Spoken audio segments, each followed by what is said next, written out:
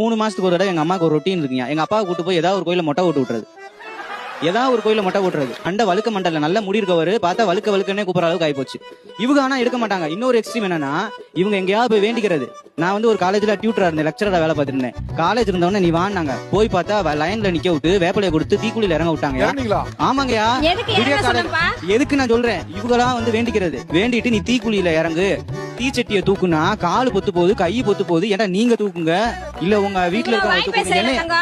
நீ 5 வயசு வரைக்கும் வாயே பேசாம இருந்த. ஐயா இந்த பாருங்க, 5 வயசு வரைக்கும் வாயே பேசாம இருந்த.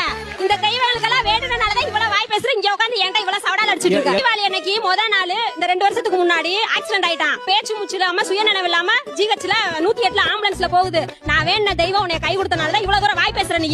அதனாலதான் உன்னை பூக்குழி இறங்க சொன்னேன்.